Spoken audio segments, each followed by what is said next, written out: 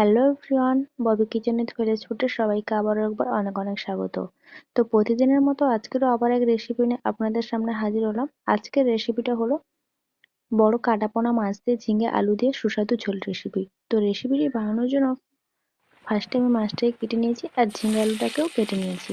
তো তোমাদের সবার কাছে রিকোয়েস্ট থাকলো তোমরা অবশ্যই ভিডিওটি ফার্স্ট থেকে লাস্ট অবধি দেখতে থাকো এবং ভিডিওটি যদি ভালো লেগে থাকে চ্যানেলটা সাবস্ক্রাইব করে দিও। তো রেসিপিটি বানানোর জন্য ফার্স্টে আমি মাছটাকে গরম তেলে লাল লাল করে ভেজে নেব।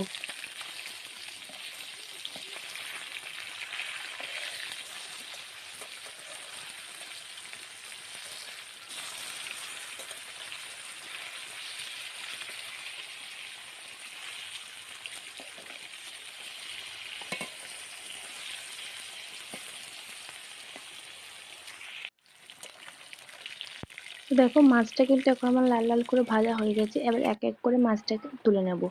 মাছটা তুলে নিয়ে ওই মাছ ভাজা তেলের মধ্যে দিয়ে দেবো তেজপাতা আর পাঁচফোড়ন।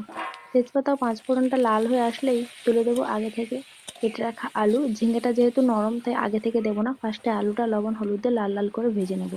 আলুটা ভাজা হয়ে গেলে তারপর দিয়ে দেবো ঝিঙ্গেগুলো দিয়ে কিছুক্ষণ কষে নেব।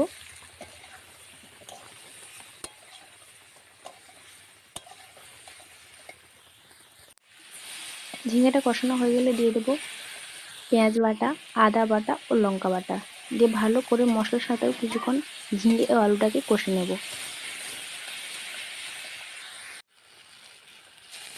মশলার সাথে কিছুক্ষণ ঝিঙে আলুটা কষানো হয়ে গেলেই তারপর দিয়ে দেবো পরিমাণ মতো জল। তোমরা যেভাবে জল খেতে চাইবে, তো যারা বেশি ঝোল খাও তো সেরকম ভাবে জলটা দিতে পারো, যারা কম ঝোল খাও সেরকম ভাবে পরিমাণ বুঝে জলটা দিও। তো যেহেতু আমাদের ঝোলটা বেশি খেয়ে থাকি তাই জন্য একটু জলের পরিমাণটা বেশি দিয়েছিলাম।